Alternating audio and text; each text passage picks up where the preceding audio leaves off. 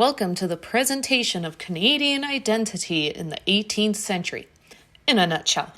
Narrated by yours truly, Miss Hirota. Narrated and illustrated and partially acted. You'll see that later in the video. We are compressing a load of information that you would receive over the span of a month into less than half an hour. It's so much information you can make a whole course out of it. So I'm pretty excited, and I hope you are too. Let's go! We begin with the War of the Spanish Succession, which occurs in 1701 to 1714. It was sparked by the death of King Charles II of Spain, who was childless from a long line of inbreeding. We know that inbreeding is wrong on many levels, but some royal monarchies wanted to preserve the family line and keep the purest blood on their throne. You see the little gray-haired man with an unusually large chin. That's a trait that's largely now believed to be a result of inbreeding. It was known as the Habsburg jaw, and you can look that up at your own time. The closest heirs for the Spanish throne was Charles's French and Austrian relatives. Charles ultimately chose the French Prince Philip to sit on the Spanish throne. But that had upset the other powers within Europe greatly because a union of France and Spain could cause a great shift in the balance of power within Europe and put other countries at risk. Moving on with the war, you can see on the map that France is highly exposed to battles from both land and the sea. This has a large effect on France's war strategies, and through most of the wars in the 18th century, France focuses its efforts on the European continent and uses its expensive colonies as pawns. Britain and France declared an armistice, and in 1713 the major powers of Europe began a negotiation called the Treaty of Utrecht. They met in the neutral country of the Netherlands, and it took them 2 years to finally make an agreement for the terms of peace. It was decided that the French Prince Philip would continue as the King of Spain, but he gave up the claim that he had on the French throne for himself and his descendants. This ended any potential unification of France and Spain, bringing back the balance of power within Europe. France also agreed to cede their colony of Acadia to the British, as well as other minor parts of New France. To cede means that France is giving up any power they have on those lands. You can see the difference in the aftermath that Rupert's Land became a little bit bigger, and that the British now have Newfoundland and the Acadian Peninsula, which they rename as Nova Scotia. You might also notice that another part of Acadia is striped, and that's because the Treaty of Utrecht didn't specify who owns that part, so both French and British claim it is theirs. Even though Britain has control of Acadia, essentially no British people live there. It was inhabited by the Mi'kmaq and the ancestors of French colonists, who are now basically grandchildren of the first settlers from 1604. The Acadians were largely peaceful farmers who had developed their own distinct culture. The British did not trust the Acadians, as they believed if the time came, they would support their French heritage. They were asked to take an oath of neutrality, so in the event of a war, the Acadians would not fight for either the French or the British, that they would remain neutral. The Acadians agreed to this oath as they thought they could just continue their peaceful lives. After 25 years, it was becoming evident that war was coming to Europe once again. The British thought that despite their oath to remain neutral, the Acadians would still side with France. This made the British force an oath of allegiance on the Acadians. This means that the Acadians would become British subjects and would side with Britain in the upcoming war. The Acadians refused this allegiance, stating that the oath of neutrality should be good enough.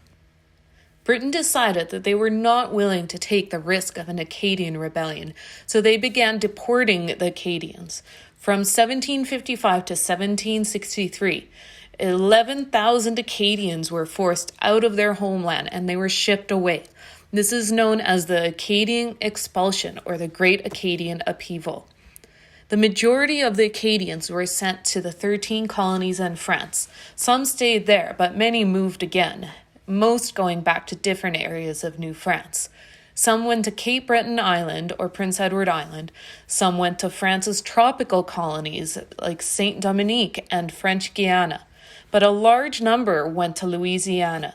The Acadian culture thrived in Louisiana, and they became a new distinct group of people called the Cajuns. War came again, and this time it was France and Britain against each other. Others in Europe chose to back either the British or French, and it eventually became a global conflict. The 7 Years' War usually refers to the European conflict, and the North American theater was called the French and Indian War. Conflict began in the Ohio Valley, where both the British and the French were trying to take control over the land. Early on, the French were able to take several British forts using the Canadian militia and First Nation allies. But after several years, the tides turned to favor the British. The British decided to cut off the French colony by taking control of the mouth of the St. Lawrence. Louisbourg was founded by the French on Cape Breton Island as a strategic fort. Not only did it provide access to fishing on the Grand Banks, it overlooks the Gulf of St. Lawrence. It was a big win for the British to capture Louisbourg, opening the door for future attacks down the St. Lawrence. Oh, hello. My name is James Wolfe. I was born in 1727 in Kent, England. I was born to a military family, and my first war was the Austrian succession. Another fight for the Habsburg throne. After proving successful, I was promoted to brigade major. I was sent to Scotland to fight the Jacobite uprising. After the War of Culloden, I proved myself again defeating the Scottish Highlanders, and war was evident in North America. I was sent to Louisbourg and squandered those Acadians. I personally saw the Acadians out of our land, but we have our eyes set on the city of Quebec. Oh, hello. I'm Louis Joseph de Montcalm, and I was born in 1712 in France to a noble family. The first wars I saw was the Polish War of Succession and the Austrian War of Succession. We did so well that the King Louis XV himself asked me to service North America to defend Quebec against the British. I went to Ohio Valley first, where not only did I train French troops, but we saw the Canadian militia and our First Nations allies. Fortunately, we did not fare so well in Ohio Valley, so I was sent back to the St. Lawrence River, where I met James Wolfe himself, the Battle of Beaumont. He tried to land his ships on the coast. We squandered him with our guerrilla tactics. We sent them back to their navy. I fear, though, that this is only just the start of the battle.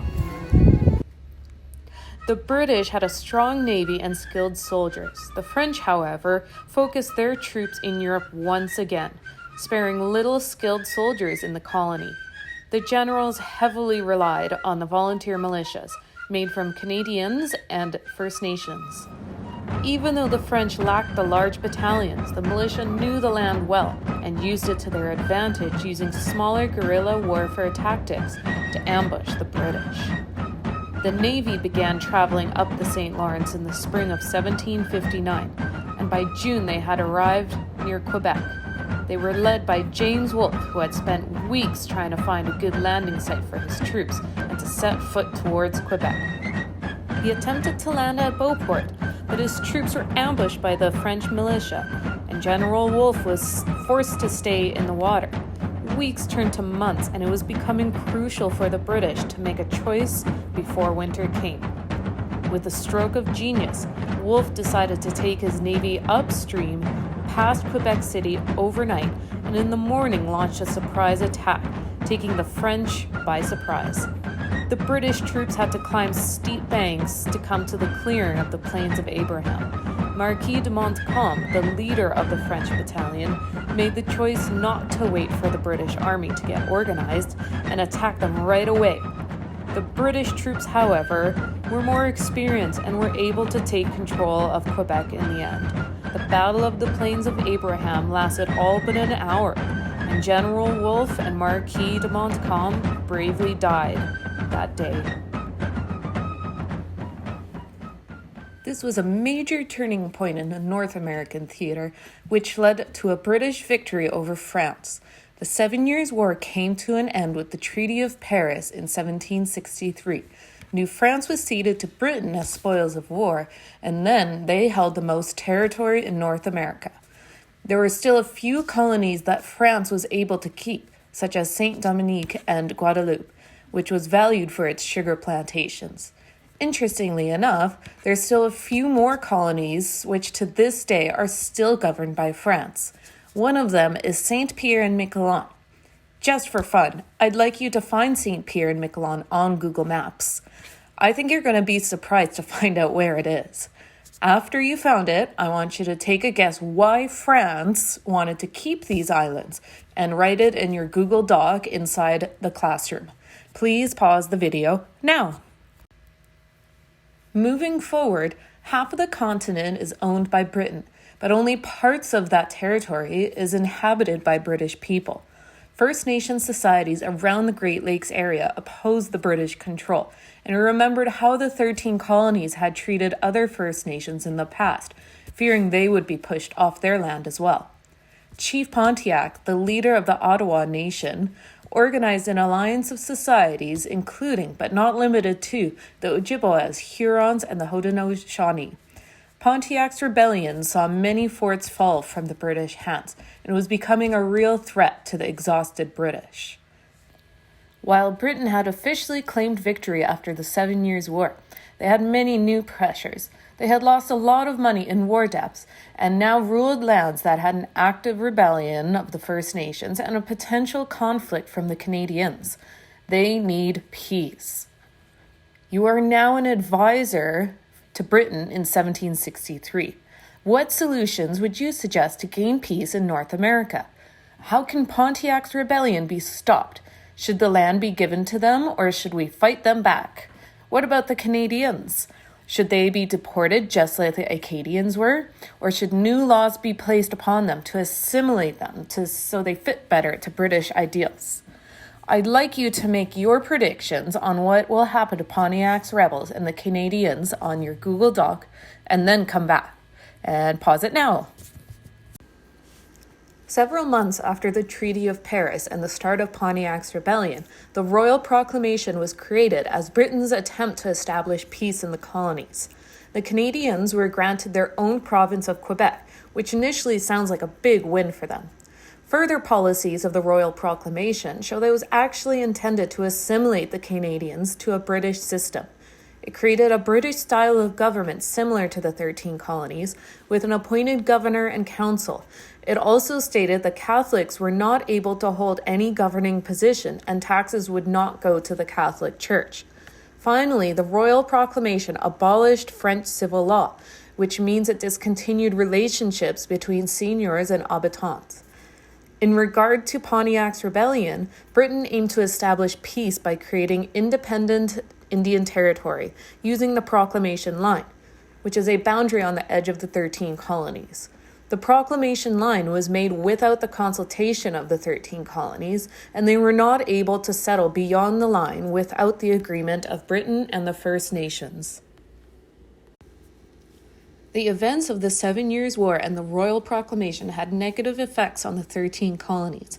The result was the 13 colonies seeking independence from Britain, which became known as the American Revolution, lasting from 1765 to 1783. In an attempt to repay debt it had grown from the 7 Years' War, Britain created new taxes and trade tariffs. You may have heard of the Boston Tea Party. This was a protest against the trade tariffs and taxes, and people of Boston threw chests of tea into the harbor. They exclaimed, "No taxation without representation," meaning that the colonists thought it was unfair they had to abide by the laws created by a government halfway around the world. Protests turned into rebellions, which then turned into a full war. After the Royal Proclamation, Expectations were made for the Canadians to assimilate to the British way of life. Britain had hoped that by establishing the British laws and government, people from Britain would choose to move to Quebec. Unfortunately, it was not a very popular destination for the British, and the Canadians did not give up their language, customs, and religion. The British became nervous that the Canadians would rebel just as the 13 colonies did. In an attempt to be proactive, the British created the Quebec Act of 1774 with the aim to give Canadians some of their identity back. The Quebec Act allowed Canadians to practice their religion, hold government positions. It reinstated the French civil law and extended the boundaries of Quebec. You can see in the map that there were some big boundary changes, especially with Quebec now taking up large amounts of the Indian Territory. This upset the 13 colonies more, as they were told they were not able to cross into the Indian Territory before. The revolution continued in the 13 colonies, and it forced the people there to choose sides. Are they a patriot supporting the independence of a new nation, or are they a loyalist supporting the British monarchy and government? As the war continued, it was becoming evident that the patriots were winning. The loyalists decided it's time to leave the 13 colonies, and they came to Quebec and Nova Scotia. Most of the loyalists were of British ancestry, but many were of African ancestry, the Haudenosaunee and German Mennonites. On arrival, the Loyalists had a great impact on the Canadians. The amount of British people increased greatly in Quebec. They began asking for British laws and customs within the province. Do you think the Loyalist migration threatened the Canadians' rights under the Quebec Act? Go back to the Google Doc and write your inference. Pause now and then come back. As a result of the migrating Loyalists, Britain decided to create the Constitutional Act of 1791 to try and continue the peace as the 13 colonies became the United States of America. This resulted in the creation of two new provinces. They were Upper Canada and Lower Canada. Upper Canada will eventually turn into the province of Ontario and Lower Canada into Quebec. The Constitutional Act established British criminal law and civil law in Upper Canada and the British criminal law and French civil law in Lower Canada. It set aside land for Protestant churches and guaranteed rights to Canadians and Catholic churches. The British appointed a legislative council in both Upper and Lower Canada and finally allowed both provinces to elect an assembly. You can see the large boundary changes again after the Constitutional Act, and the maritime provinces have become their own established colonies. The aim of the Constitutional Act was to have the British and Canadian subjects live peacefully and diplomatically in North American colonies, and it's paving the way to the country we see today. That takes us to the end of the century, and we have a summary chart here.